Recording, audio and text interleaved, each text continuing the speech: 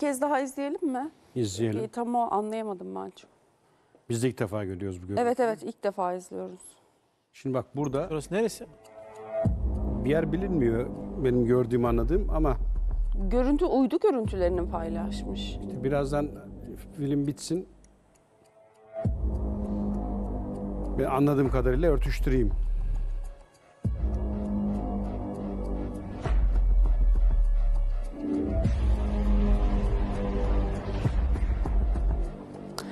Yani bir propaganda amaçlı mı acaba komutanım? Yani Hizbullah doğru yerde doğru zamanda videosuyla paylaşmış. Başlık o. Bir tehdit videosu mu bu? Direkt adres veriyor. Neresini veriyor hocam? Şöyle bana göre yorumlamakta fayda var. Şimdi bir önce manşete bakalım. Ne diyor? Hizbullah doğru yerde Doğru. ve doğru zamanda. Gör- Şu ana kadar biz Hizbullah'ın böylesi bir saldırısıyla karşılaşmadık. Acaba bundan sonra karşılaşma ihtimali var mı? Bu onun habercisi mi? Bunu düşünmek lazım. Nereye gösteriyor burada? Uydu görüntüsünden Bak, anlayamıyoruz şurada değil bir mi? hedef. Yani bir O hedef. kadar açık hedef vermiyordur var. herhalde değil mi? He? O kadar açık hedefi tehdit etmiyordur herhalde. Şöyle. Yanıltmadır ben, bu. Ben şimdi anladığımı şöyle yorumlayayım Göksu, hatırlar mısın? Biz beraber şunu yorumlamıştık. Hayfa Limanı ile ilgili bir çok net görüntüler vardı. Hizbullah'ın çektiği ve Hayfa'nın üzerindeki bütün kritik tesisleri, askeri liman, İsrail'e ait gemiler, petrol üretim, depolama tesisleri gibi birçok kritik yerin havadan görüntüsünü alıp bunu dakikalarca çeken Hizbullah'a ait hava araçlarının alınma görüntüleri biz burada değerlendirdik. Bu görüntüler Hizbullah üzerinden servis edildi. Hatırladın herhalde. Evet hocam. Şimdi o görüntülerle bu görüntüyü örtüştürdüğümde şöyle bir mesaj verilmek isteniyor. Bak niye bunu kanaate vardım? Şimdi birazdan görüntüde göreceksin. Bak şurada bir tesis ve bak görüyor musun? Bak şurada Hocam bir şimdi dile getirmek istemediğimiz doğalgaz doğalgaz mı yoksa depolama tesisleri gibi bir tesisten yani şimdi herkes yorumcu bir sürü kişi yorumlamaya başlamış aslında bu görüntü. Sosyal medyada da paylaşılmış. Üçüncü Dünya Vuracak Savaşı mı başlıyor? Hizbullah ne yapacak? Hizbullah'ı destekleyen taraflar bir yanda paylaşıyor. Bakıyorum o görüntüleri sizi Sanki dinlemeye nükleer bir çalışıyorum ama santral gibi. evet şimdi onu söyleyecektim.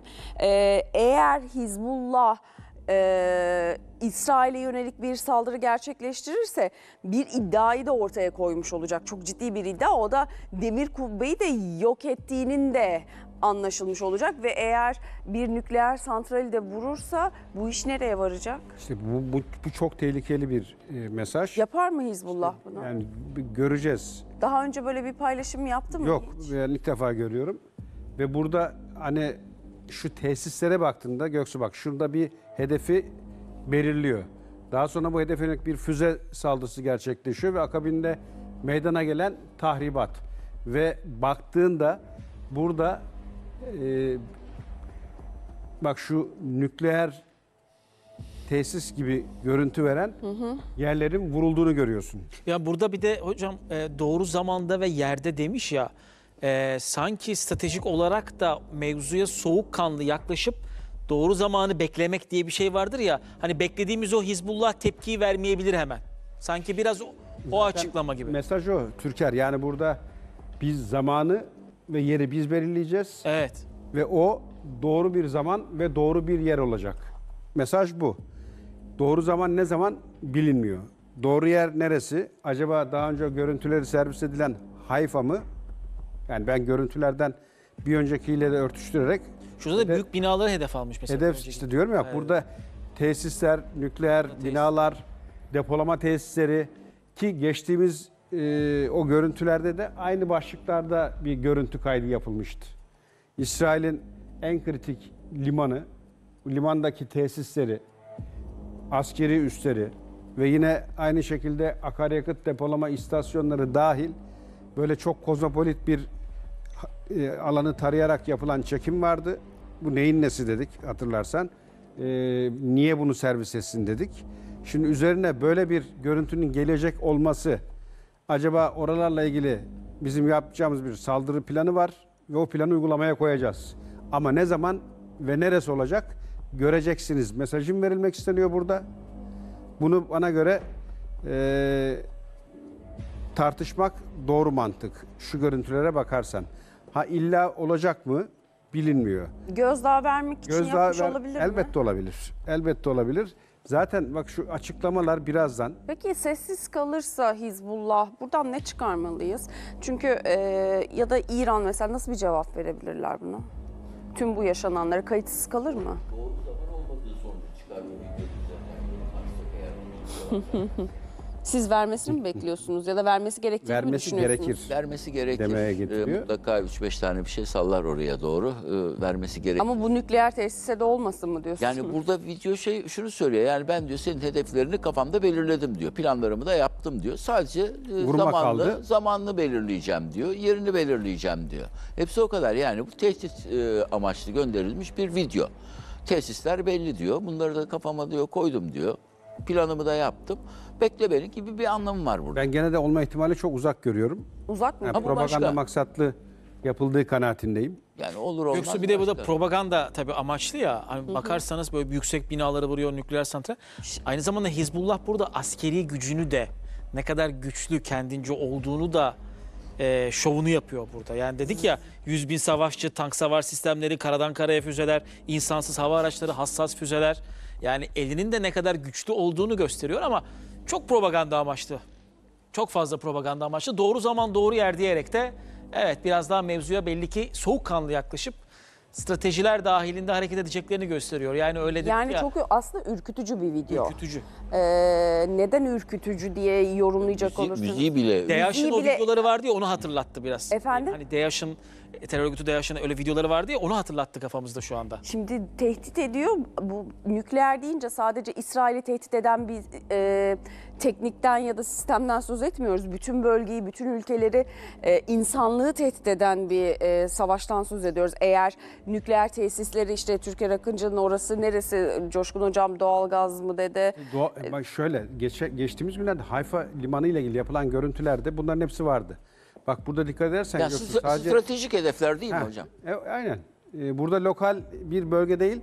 Şu görüntülerde yani yaşantıyı yok edeceğiz, şehri yok edeceğiz Evet. gibi bir algı. Bak görüyor musun? Binalar yerle bir oluyor. Ardından tesislere geliniyor ve nükleer üretim tesisi dahil yerle bir ediliyor.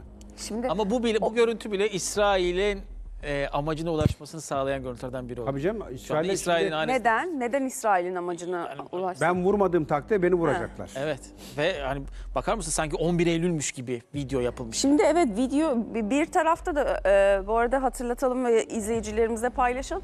Hemen diğer tarafta da canlı görüntüyü paylaşıyoruz Beyrut'tan saldırının gerçekleştiği noktadan, bölgeden. Bir gelelim görüntüyü bir daha izleyelim. Büyük binalar, gökdelenler Şurada var. hedef belirlenmiş.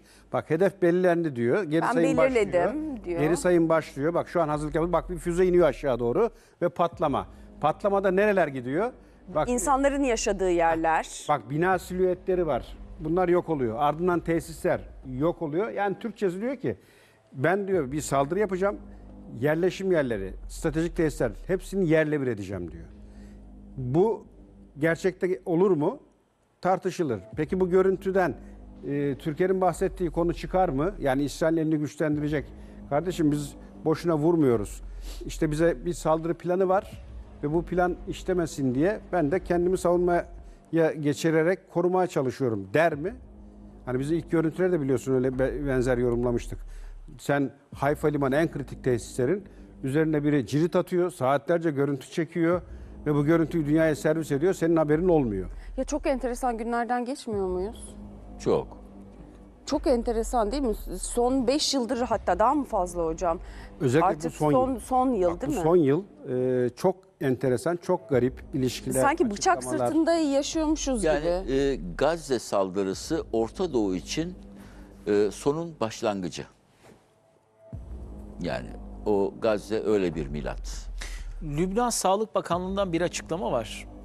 Saldırıda biri kadın, 2 çocuk, 3 kişinin hayatını kaybettiği ve üçünün durumu ağır olmak üzere 74 kişinin yaralandığını belirtiyor Lübnan Sağlık Bakanlığı. Yani tabii orada şimdi yeni yapılan bir açıklama bu Lübnan Sağlık Bakanlığı'nın. O komutanın öldürüldüğüne dair bir bilgi paylaşmıyorlar elbette şu anda. Öyle olmuş olsa bile biri kadın 2 çocuk öldü diye bir paylaşımları var şu anda Lübnan Sağlık Bakanlığı'nın. 74 de yaralı var. 70'ten. Ama hani o açıklamanın komutanla ilgili hiçbir açıklama yok. Hepsine ihtiyatla yaklaşırım. Hele işin içinde İsrail denen bir şeytan varsa. Dolayısıyla hani biraz bir sis bulutunun çökmesini, gerçeklerin gün yüzüne çıkmasını beklemekte fayda var. Ama dediğim gibi enteresan günlerden geçiyoruz. Birbiri ardına böyle operasyonlar, mesela hemen o saldırının arkasından bu operasyonun bir zinciri mi yoksa tamamen yeni ve bağımsız bir çıkış mı bilmiyoruz. Çünkü her şeyin olma ihtimali var. Yani bir şeye böyle çok net kanaati varmak için oyunun sona ermesi lazım. Ha dersin ki evet kardeşim bu oyun şu tarafından kurulmuş, amacı da buymuş, biz yeni uyandık dersin. Şu an hala devam eden bir süreç var. Açıklamaları bekliyoruz. O açıklamalarda ne çıkacağı bilgisi tartışılıyor. Ve gene bir son dakika haberini de şöyle vereyim. Hizbullah yetkilisi söylüyor bunu. İsrail eğer bir kara operasyonu yaparsa biz de bir saldırıyla Golan tepelerini özgürleştiririz. Şimdi o Bu arada şu videoda rakamlar var. Herhalde orada stratejik konumuyla ilgili enlem boylam gibi bir şey mi zaten acaba işte o komutanım? bir merceğin aldığı rakamlar. Yani bir hedef tespiti, hedefe yönelik bir düzeneğin harekete geçirilmesi, onun ekran görüntüleri ardından meydana gelen patlama. Yani burada Şimdi bak gelecek. şimdi hedefi belirlemiş. Evet, bak. Evet şu an o bahsetmiş olduğum hedefe yönelik saldırının yapıldı. Bak bir füze görüntüsü, ardından binalar yerle bir, tesislere geliyor. Bak o tesisler şu an isabet alıyor, yerle bir. Türkçesi her yeri dümdüz edeceğim, yakacağım, yıkacağım. Ya çok Buradan- propaganda. Gazze'de 40 bin kişi şehit olurken Şimdi az önceki mesajı ben bilerek okudum. İsrail bir harekat başarırsa Golan tepelerini özgürleştiririz. Madem böyle imkan kabiliyetim var, evet. niye yıllardır Neredesiniz Golan tepesi Yapamaz işgalde? mı diyorsunuz? Hayır yapar. Bak tam tersi yapar diyorum. Yani Hizbullah Niye yapmadı diye soruyor hocam. 10 aydır neredesiniz ya? Bak Tamam. Hizbullah samimi olsa tepe kadro. Siz samimi olmadığını mı düşünüyorsunuz? Üst tarafı ben ayrı bir yere koyuyorum, alt tarafı ayrı bir yere koyuyorum ama esas karar mekanizması üst taraf. Gerçi Eğer- 400'e yakında kendi hayatını kaybeden varmış Ha, Hizbullah'tan. hayır ben alt tarafı ayrı koyuyorum. Bak onlar bir dava için savaşıyor, ayrı bir mesele.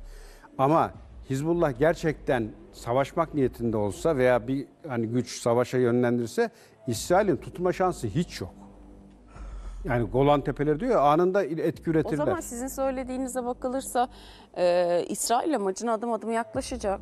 Zaten bak İsrail Yanlış mı? 75 yıldır Doğru. Ya Orta Yoksa- Doğu'daki o büyük planı o zaman gerçekleştirecek. Yok, Zaten tepedeki isimlerle anlaşmaysa eğer kapalı kapılar ardında bir görüşme gerçekleşiyorsa ya da Göksu zaten o tiyatro mesajsa, işlediği için 75 yıldır hep kazanan İsrail oldu.